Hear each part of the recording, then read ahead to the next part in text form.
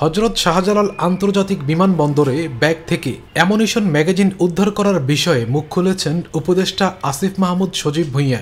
ভুলবশত গুলিবিহীন একটি ম্যাগাজিন ব্যাগে রয়ে যায় বলে জানান তিনি। রোববার একটি অনুষ্ঠানে যোগ দিতে টার্কিশ এয়ারলাইন্সে তুরস্ক হয়ে মরক্কো যাচ্ছিলেন আসিফ মাহমুদ। সে সময় এই ঘটনা ঘটে। পরবর্তীতে তিনি ম্যাগাজিনটি ব্যাগ থেকে বের করে ব্যক্তিগত কর্মকর্তার হাতে তুলে দেন। বিষয়টি নিয়ে সারা দিনই আলোচনা সমালোচনা হতে দেখা যায়। অনেকে বলছেন উপদেষ্টা আসিফের ব্যাগে অস্ত্রের ম্যাগাজিন পাওয়া প্রসঙ্গে বিতর্কের তেমন কিছু দেখিনি।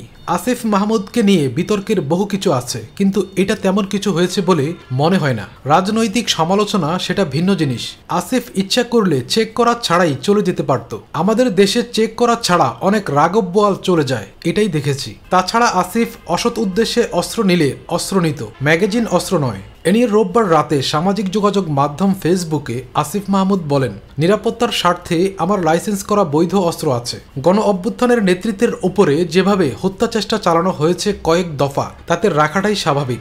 যখন সরকারি প্রটোকল বা সিকিউরিটি থাকে না, তখন নিজের এবং পরিবারের নিরাপত্তা নিশ্চিতের উদ্দেশ্যে লাইসেন্সড অস্ত্র রাখা। তিনি আরও জানান, মরক্কোর মারাকাশে অনুষ্ঠিতব্য ওআইসি ইউথ ক্যাপিটাল ইন্টারন্যাশনাল প্রোগ্রামে অংশগ্রহণের জন্য আজ ভোর 6:50 ফ্লাইট ছিল।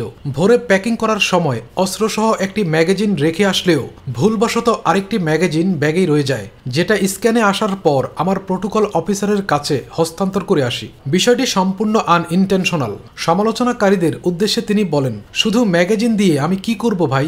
ইনটেনশন থাকলে অবশ্যই অস্ত্র রেখে আসতাম না। এখানে অবৈধ কিছু না থাকলেও অনেকের জন্য এটাই আলোচনার খোরাক বটে। তবে চাপ দিয়ে নিউজ সরানোর অভিযোগ সম্পূর্ণ মিথ্যা দাবি করে এই উপদেষ্টা বলেন, এই ঘটনার পর আমি টিম সহ টানা 10 ঘন্টা ফ্লাইটে ছিলাম। ট্রানজিটে নেমেও দীর্ঘক্ষণ পর অনলাইনে এসে দেখতে পাচ্ছি এত কিছু ঘটেছে।